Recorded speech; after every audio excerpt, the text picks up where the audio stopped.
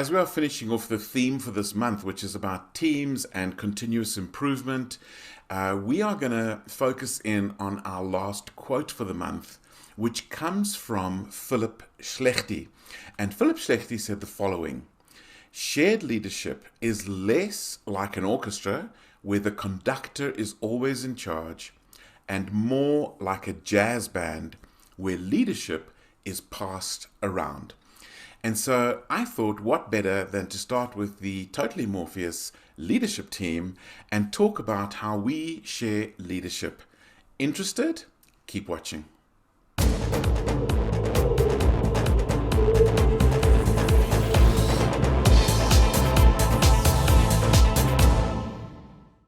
So for me personally, one of the best things about leadership of teams is where leadership gets shared, and that we are not all focused in on a hierarchy where one person is leading all the time. So I thought, let's just have a bit of an open discussion around this, and maybe just ask the question to Marie and to Cindy, who are part of the core leadership team at Totally Morpheus. Does shared leadership mean to each of you? When I say shared leadership, when I talk orchestra, jazz band, what comes up for you? Let's start with Marie. Totally Morpheus definitely is a jazz band. There are so many instruments at play, and these are the instruments in our core leadership team, but also the people outside. So it's wonderful to see how there is a rhythm. And yes, that begins with Ian, because you are the heart of Totally Morpheus. But we each pick up on that, and it literally is that part in a jazz performance where each instrument has a chance to play their own little piece and their own little jam, and goes a little bit off the pattern. It is a jam, and each one of us has something that we bring, our zone of genius, and that is the moment where we shine. There is a very strong, coherent plan, and that comes through in our team charter, but we each have a turn to play our solo, and that's where the magic happens. And so, Cindy, for you, you've told me previously that you were used to being in very hierarchical teams. Um, how did this unfold for you? Was this a difficult adjustment to a shared leadership model? It was initially very difficult because I've been so conditioned to fall in line. And now that we have this beautiful team, and a few weeks ago I explained to you, if you look at the logo, the triquetra, and how it's formed, it's got a little three. I don't know what those things are called. Yes, that one there. And whether you move it this way, you're still going to have the triquetra. Whether you move it that way, you're still going to have the triquetra. And it's this beautiful motion of shared leadership. That's exactly what it is. And the adjustment from being in very hierarchical sort of structure to moving into a structure of shared leadership has been a good culture shock for me. Excellent, excellent. So, how does this shared leadership play out? What are the different areas where each of you picks up on the leadership? Um, where do you lead? What does this shared leadership practically mean?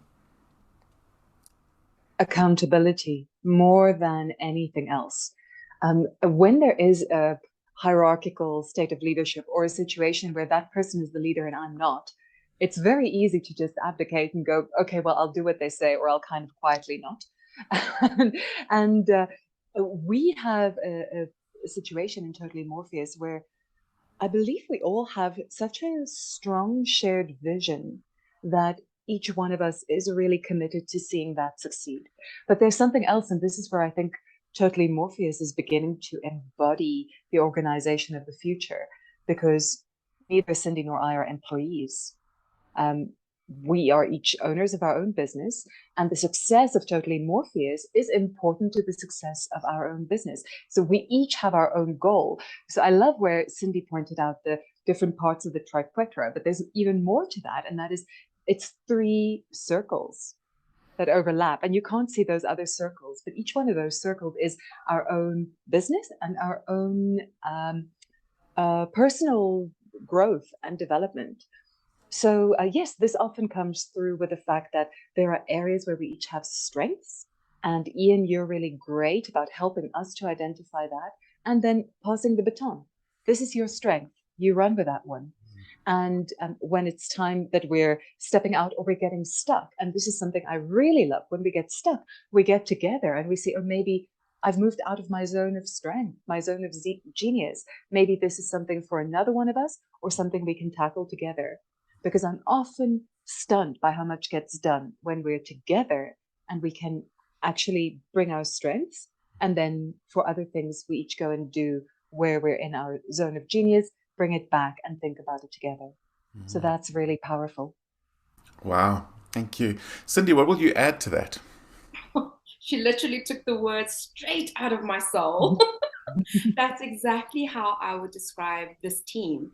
And a classic example is our strategy session that we had last week, where we just came together all in the same room, and I literally witnessed magic. And that is the kind of team that dreams are made of. Teaming, conscious teaming. Wow.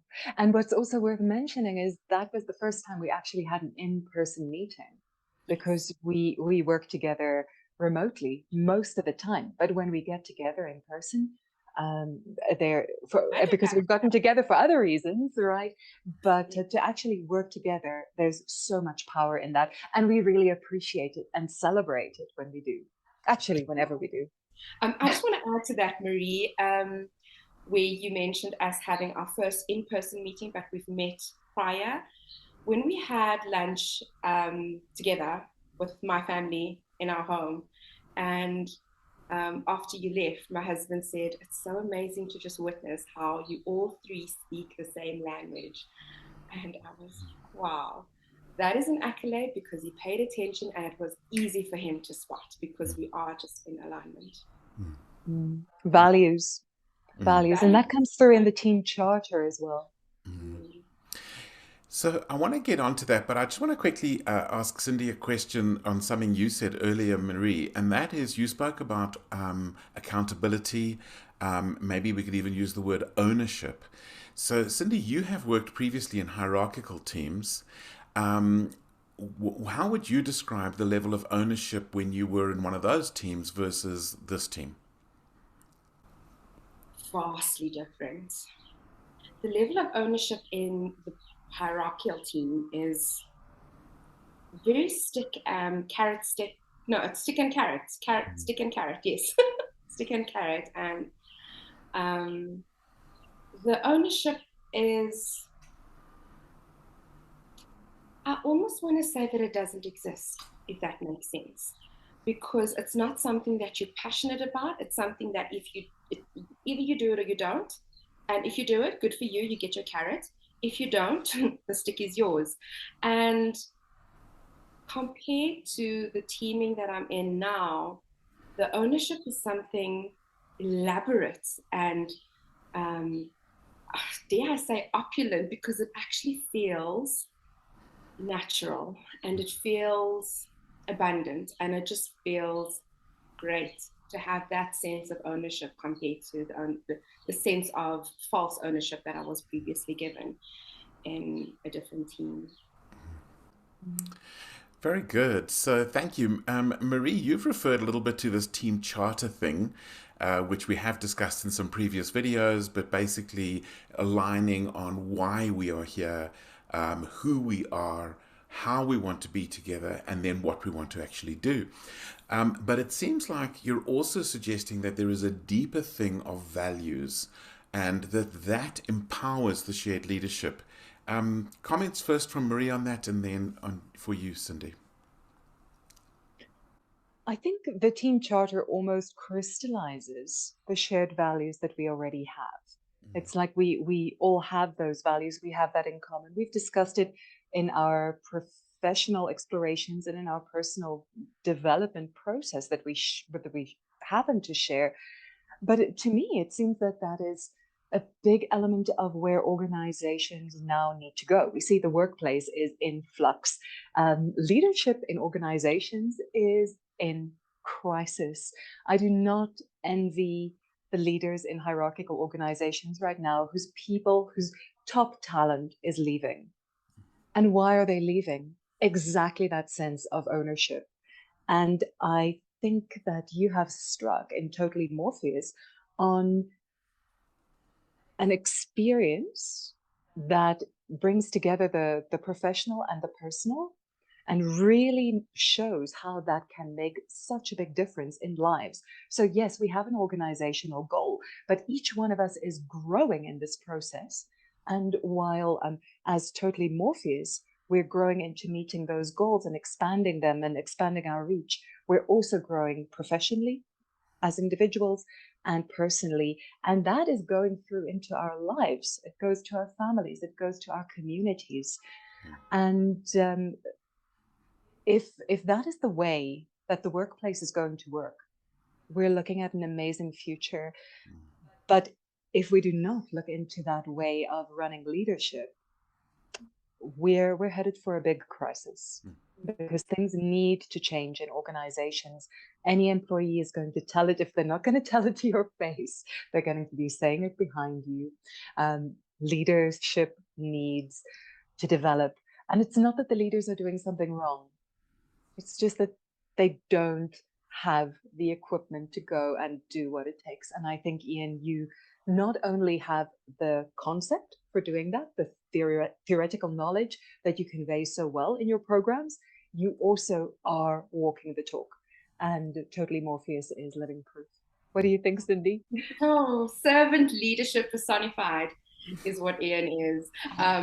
But just to add on to what you said, Marie, about our team charter and leadership today, what it looks like and how leadership is broken and it's dying to be fixed.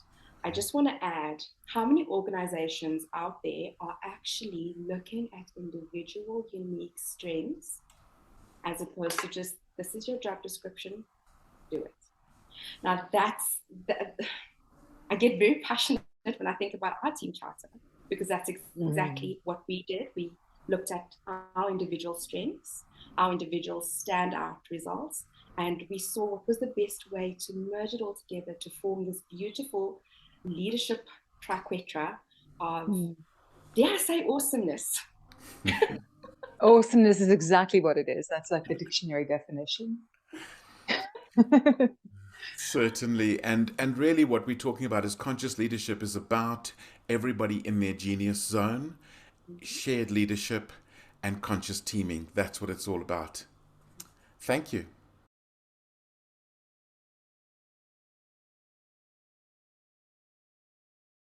If you like this video, don't forget to subscribe.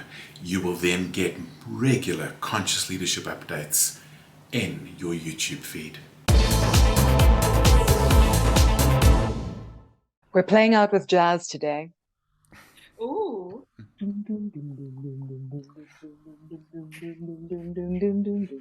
Guess what's going to go into the blooper reel at the end of this video?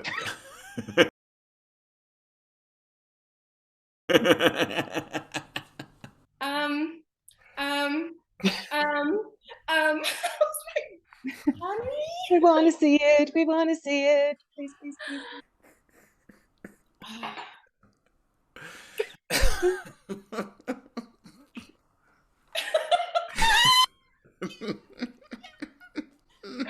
Yes.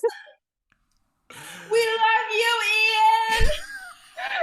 We love you. Dearly beloved, we are gathered here today. This is a bad idea. This is a bad idea.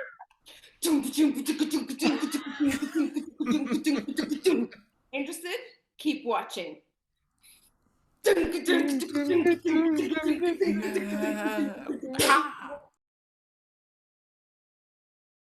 Let's go change the world.